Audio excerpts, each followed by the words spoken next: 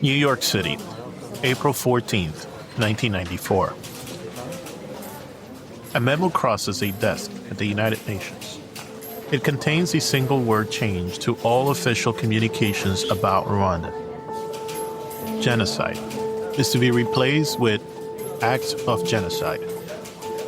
The difference seems semantic. It isn't. That tiny edit will cost thousands of lives. In that same moment, in southwestern Rwanda, a French military officer is sitting at a makeshift checkpoint. He's sharing cigarettes with a local militia leader whose machete still bears the traces of dried blood. They're laughing together, examining a map. The officer points to a village marked in red. "We'll secure this area tomorrow," he says in fluent French. The militia leader nods, taking a drag from his cigarette. "Good. We have unfinished business there." Nearby, a group of refugees watches this exchange. A woman clutches her child closer, recognizing the militia leader as the man who executed her neighbors just days before.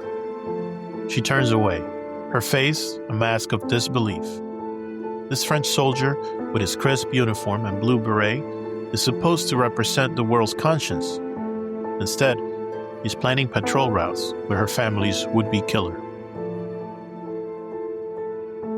In Paris, that same day, in the Élysée Palace, French officials are reviewing intelligence reports from Rwanda. These reports are explicit. Systematic killing, organized extermination, clear evidence of genocide. But in the margins, a handwritten note reads, "Maintain current position. Ethnic conflict terminology only." The note is written in elegant diplomatic French, the kind of handwriting taught at the finest schools, where future leaders learn the delicate art of looking away. This is episode 6 of our series on the Rwandan genocide, The Art of Looking Away. You know how they say you can't understand someone until you walk a mile in their shoes? Well, I'd argue you can't understand a nation until you've walked through its history. Not just the highlight reel or the sanitized version you find in textbooks. I mean really getting into its DNA. Those defining moments that shaped everything that came after. Those moments where paths were chosen, where decisions were made in palaces and backrooms and city streets that changed the course of millions of lives. I'm your host, Paul, and this is Double Helix, Blueprint of Nations, where we unravel the genetic code of countries through their most transformative moments. Think of it like ancestry testing, but for entire nations. We dig deep into the historical DNA, finding those crucial moments that made countries who they are today.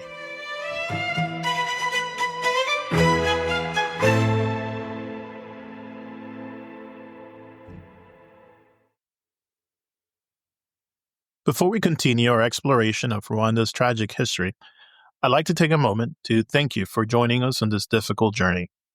If you're finding this historical examinations valuable, I'd be grateful if you would consider rating and following Double Helix Blueprint of Nations wherever you listen to podcasts. Your support helps ensure these crucial stories reach wider audiences and allows us to continue uncovering the hidden mechanisms that shape nations' destinies. As we've seen throughout this series, forgetting history doesn't protect us from its patterns. It only leaves us vulnerable to their repetition. In our last episode, we witnessed how the machinery of genocide transformed Rwanda into a killing field. Today, we'll examine the machinery that allowed it to happen, the carefully constructed system of international indifference that turned mass murder into a spectator sport. This is more than a story about bureaucratic failure, though. This is about the active construction of ignorance, the careful cultivation of uncertainty, the deliberate choice to prioritize political convenience over human life. Remember that radio station, RTLM, that we discussed in previous episodes? Well, while it broadcasts instructions for genocide, diplomats in New York were carefully avoiding the word genocide to ensure that they wouldn't be legally obligated to act. Let me take you to a meeting that captures this perfectly. We're in the U.S. State Department in early April 1994. Career diplomats are discussing how to characterize events in Rwanda. One suggests using the term genocide. A senior official responds, "Be careful. If we use that word, we might have to do something about it." And that is what this episode is all about. The careful construction of ignorance, the deliberate maintenance of uncertainty, the bureaucratic architecture of inaction.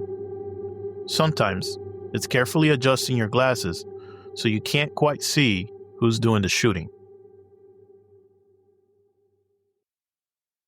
Our story begins where our last episode ended, with a nation in ashes and a world that had perfected the art of looking away. But to understand how this particular form of moral failure was constructed, we need to step back and examine what might be called the machinery of abandonment. There are 3 moments that I believe capture how this machinery worked. First, we're in Brussels, Belgium, April 7th, 1994. Belgian paratroopers are receiving orders to evacuate European nationals from Rwanda. Their commander asked about Rwandans who work at the Belgian embassy. The response comes back: Europeans only. Those Rwandan employees who had worked alongside their Belgian colleagues for years are left behind. Many will not survive the week. Now, we're in Washington, D.C. on April 11th. At the Pentagon, military planners are gaming out various intervention scenarios for Rwanda. Their conclusion? The political cost of intervention outweighs the humanitarian benefit. One officer writes in the margins of the report, "Not worth the risk." The risk being calculated is, of course, political, not humanitarian. The lives being weighed are African, not American. Finally, we're in the United Nations Security Council, April 21st. The Belgian ambassador is formally requesting the complete withdrawal of UN peacekeepers from Rwanda. He knows, everyone in that room knows, what this will mean. But the machinery of abandonment requires the maintenance of plausible deniability. So they discuss logistics, timetables, procedural matters. They do not discuss the people they are condemning to death. And that is how genocide becomes possible in the modern world. Not through the absence of information, we have it all, but through the careful management of response. Not through ignorance, but through the deliberate construction of uncertainty. Not through the failure of institutions, but through their success in doing exactly what they were designed to do: protect the interests of powerful nations while maintaining the fiction of universal human rights. Let's examine how this machinery of abandonment operated through the lens of the Hotel de Mille Collines, later made famous as Hotel Rwanda. I told you in our last episode we would talk more about Hotel Rwanda in this episode. So here's the real story. The real story isn't the one that you saw in the movie. It is more complex, more troubling, and tells us everything about how the world chose to look away. It is April 12, 1994. The Hotel de Mille Collines has become a refuge for approximately 1,268 people fleeing the genocide. Paul Rusesabagina, the hotel's manager, is working the phones, calling in favors, negotiating with killers, trying to keep his guests alive. But here's what the Hollywood version glosses over: the hotel's delicate position in a web of international interest. When you study the hotel's communications logs, one pattern emerges with striking clarity. The satellite phones continued functioning not because of heroic individual efforts, but because powerful entities in Paris wanted reliable lines to their contacts in Kigali. The selective protection afforded to the hotel wasn't humanitarian benevolence. It represented calculated political interest, both within Rwanda and outside of Rwanda. UN vehicles could deliver water there when they couldn't protect civilians elsewhere, because Western diplomats needed updates from their citizens sheltering within. A woman who survived those harrowing weeks described it perfectly in her testimony to the International Criminal Tribunal. Our survival became a convenient shield for international inaction. Officials would point to us and say, "You see, we haven't abandoned Rwanda." But we were the exception that proved the rule. Every night, we listened to the screams beyond our walls while diplomats cited our continued existence as proof that intervention wasn't necessary. The real story of the Hotel de Mille Collines is far more complex than Hollywood would have us believe. While Rusesabagina certainly helped save lives through his negotiations and connections, survivors' testimonies paint a more nuanced picture. Some describe him charging refugees for rooms and food. Others question his portrayal as the hotel's sole hero, pointing to the collective efforts of many who worked to protect those inside. But perhaps the most telling part of this story lies in what happened after. Today, Paul Rusesabagina sits in a Rwandan prison, sentenced to 25 years for terrorism charges. Charges his supporters claim are politically motivated. He's become one of the most prominent critics of President Paul Kagame's government. This is a regime that we will examine in detail later in our series.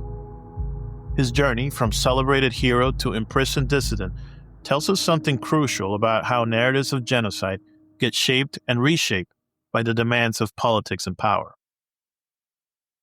But the story of international abandonment goes far deeper than one hotel.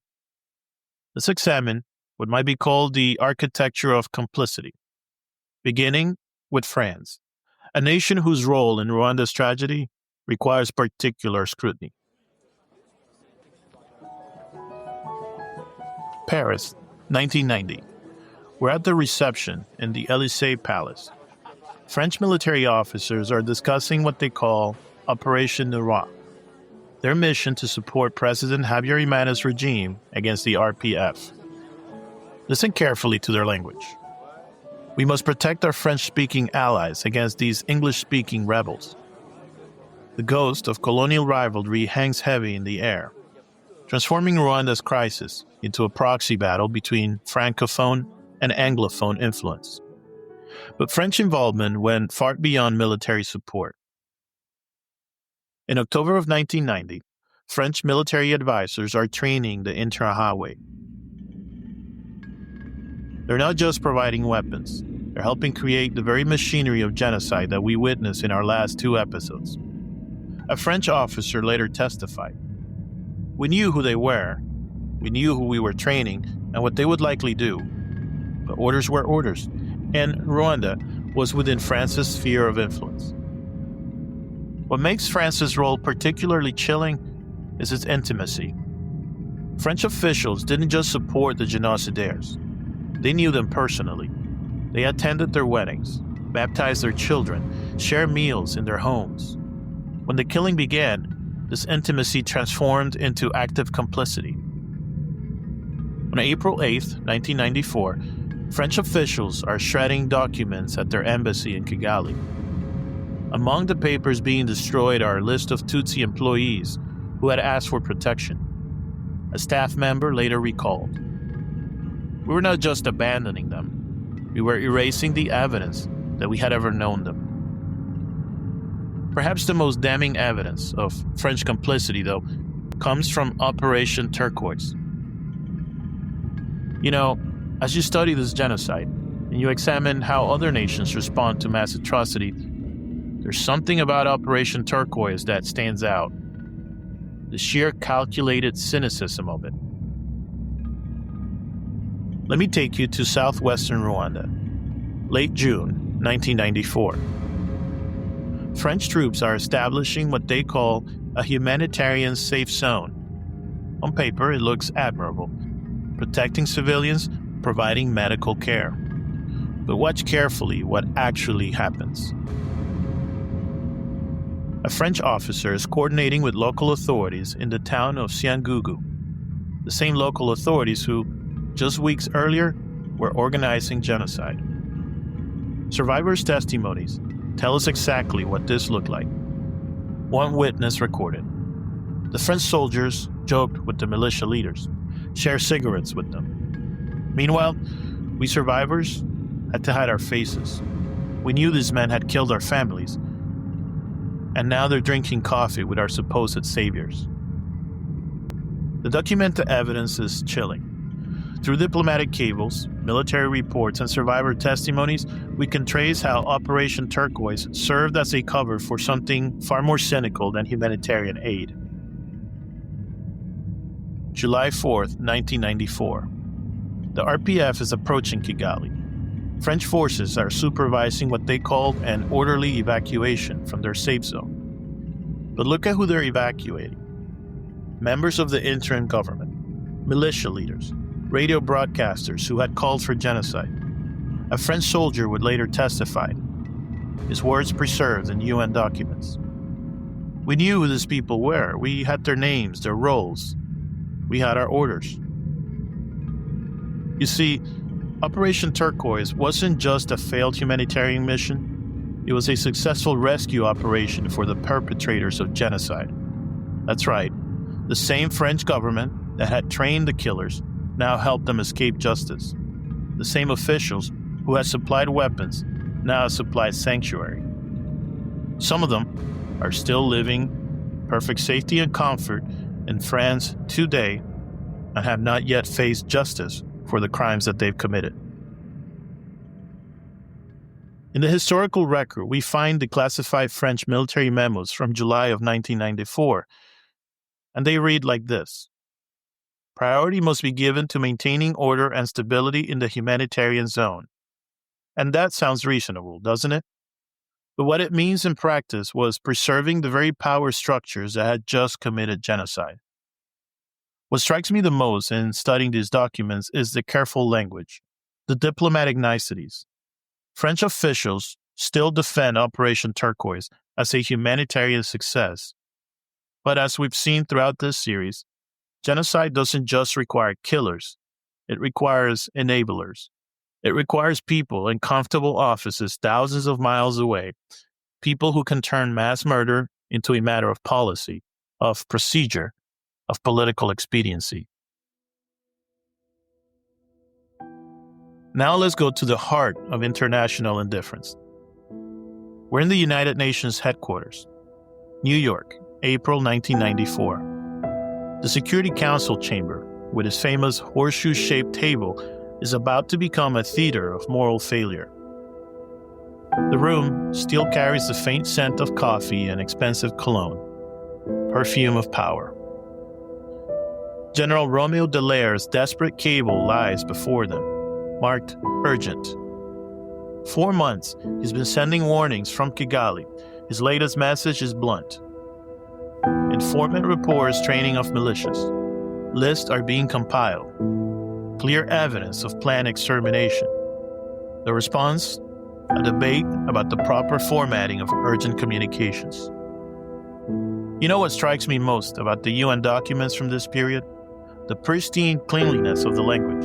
Words like concerning developments and deteriorating situation, replacing what should have been mass murder and genocide. It's fascinating, in a horrifying way, how bureaucracy can sanitize even the most monstrous of realities. One of the most chilling documents I encountered is a memo from UN Department of Peacekeeping Operations, dated April 12, 1994. It contains detailed instructions about the proper use of the term genocide, specifically how to avoid using it. Exercise extreme caution in characterizing the nature of this conflict, it advises. Meanwhile, in Rwanda, that conflict was filling churches with corpses. The UN's failure wasn't just linguistic, it was structural. When Belgium withdrew its peacekeepers after the murder of 10 of their soldiers, the Security Council didn't just allow it, they used it as an excuse to reduce the entire UNAMIR force. Think about that for a moment. In response to clear evidence of genocide, the international community didn't send more help. They sent less. Dallaire's testimony about the period is devastating. Each morning, he wrote, we would count how many people we could protect with our dwindling force. Each evening, we would count how many we had failed to save. The machinery of international bureaucracy had turned peacekeepers into accountants of atrocity. The UN's paralysis reflected a deeper truth about international institutions. They are only as strong as the member states allow them to be. And in 1994, those member states had decided that Rwanda simply didn't matter enough. As one Security Council member, who will remain nameless to avoid diplomatic embarrassment, put it in a closed session, there are no strategic interests at stake. No strategic interest. Just human lives. Here's another document that keeps me awake at night. The minutes of a Security Council meeting from April 21st, 1994. For 3 hours, they debated the precise meaning of the word genocide. Someone actually suggested, and I'm quoting directly here, that acts of genocide might be occurring, but not genocide itself. It's like saying someone is experiencing acts of death, but isn't actually dying. You know what makes this even more tragic? The UN had been explicitly warned about the possibility of genocide in Rwanda. A 1993 report by Special Rapporteur B.W. Ndiaye had outlined, in excruciating detail, the preparations that were being made. His report was filed, cataloged, and effectively ignored. As we saw in our previous episodes, the machinery of genocide requires the machinery of indifference to function effectively. Let me take you to Washington, D.C., April 1994. State Department spokesperson Christine Shelley is standing at the podium, engaged in what might be called linguistic acrobatics. A reporter asked if what's happening in Rwanda constitutes genocide. Her response becomes a masterclass in the art of evasion. We have every reason to believe that acts of genocide have occurred. How many acts of genocide does it take to make genocide? Alan, that's just not a question that I'm in a position to answer. True that that you have specific guidance not to use the word genocide in isolation, but always to preface it with this word acts of. I have guidance which I try to use as best as I can. I'm not. I have. There are formulations that we are using that we are trying to be consistent in our use of. I don't have an absolute... May have occurred, as if genocide was something that just happens, like rainfall or traffic, as if machetes just fall from the sky into waiting hands. What makes this moment particularly striking to me is how it exemplifies the machinery of abandonment at its most sophisticated. You see, the Clinton administration wasn't ignoring Rwanda out of ignorance, because they didn't know. They were doing something far more calculated. They were choosing not to know. In an internal State Department memo from April 20th, 1994, the subject line reads, Rwanda, Legal Analysis of Genocide. What follows is 5 pages of exquisitely crafted bureaucratic prose explaining why the most obvious genocide since the Holocaust might not technically be a genocide. Intelligence reports were carefully worded. Diplomatic cables were artfully phrased. Every communication was designed to maintain what one official later called plausible deniability about the G word. Because once you say genocide, you have to do something about it. And doing something was exactly what no one wanted to do. The machinery of abandonment had moving parts too. While the UN debated definitions and France protected its allies, the United States perfected what we might call the politics of absence. They didn't just refuse to intervene, they actively prevented others from intervening effectively. Remember the UN armored personnel carriers that could have reinforced Dallaire's peacekeepers? They sat in a parking lot in Uganda for weeks, while the U.S. State Department haggled over the lease cost. The price of bureaucratic delay? Approximately $127 per day. The cost in human lives? Incalculable. This is where our story intersects with another tragedy. Somalia. The ghost of Mogadishu haunted every discussion about Rwanda. In meeting after meeting, officials invoked the Somalia example as a reason for inaction. Never mind that Rwanda was a completely different situation.